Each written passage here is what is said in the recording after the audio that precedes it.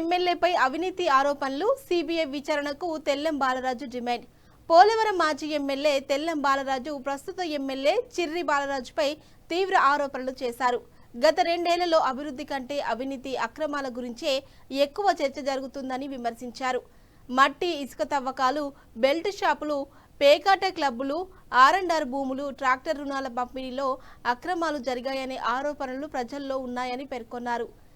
ఎన్నికల అఫిడవిట్లో చూపించిన ఆస్తులతో ప్రస్తుతం ఉన్న ఆస్తులను పోల్చి సిబిఐతో విచారణ జరిపించాలని డిమాండ్ చేశారు.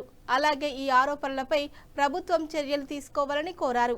నియోజకవర్గంలో మరి ప్రజలు అభివృద్ధి కంటే అవినీతి ఆరోపణలపైన ఈరోజు పెద్ద ఎత్తున మరి ప్రజలు చర్చించుకుంటున్నారు.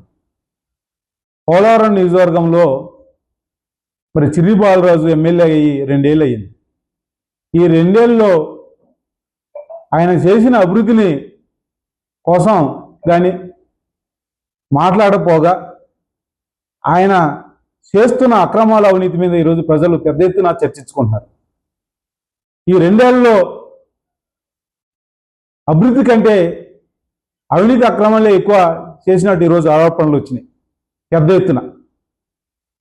ఈరోజు ఆయన మీద మరి అవినీతి ఆరోపణలు ఏ విధంగా ఉన్నాయంటే, మరి మట్టిని కూడా ఆయన సొంత లారీలు పెట్టి ఈరోజు మరి దోసుకుంటున్నాడని, మద్యం దుకాణాల ద్వారా, మద్యం బెల్ట్ షాపుల ద్వారా లక్షలు ఈరోజు దోసుకుంటున్నాడు, ప్యాకెట్ క్లబ్బుల ద్వారా దోసుకుంటున్నాడని, అలాగే ఇసుక ద్వారా దోసుకుంటున్నాడని, R&R భూముల్లో కూడా ప్యాకేజీల్లో కూడా మరి ఆయన అవినీతికి అక్రమాలకు పాల్పడుతున్నాడని, అలాగే ట్రైకర్ రుణాల్లో కూడా నిరుపేద గిరిజనులకు ఇస్తున్న రుణాలను కూడా మరి ఆయన బినామీల పేరు మీద మరి దోసుకుంటున్నాడని, మరి ఈ విధంగా అనేక ఆరోపణలు ఉన్నాయి. గంజాయి కానీ, ప్యాకెట్ క్లబ్బులు కానీ, కోడి పందాలు కానీ, గుండాట కానీ, క్రికెట్ బుక్కీలు కానీ, ఈ విధంగా అనేక ఆరోపణలు వచ్చినాయి.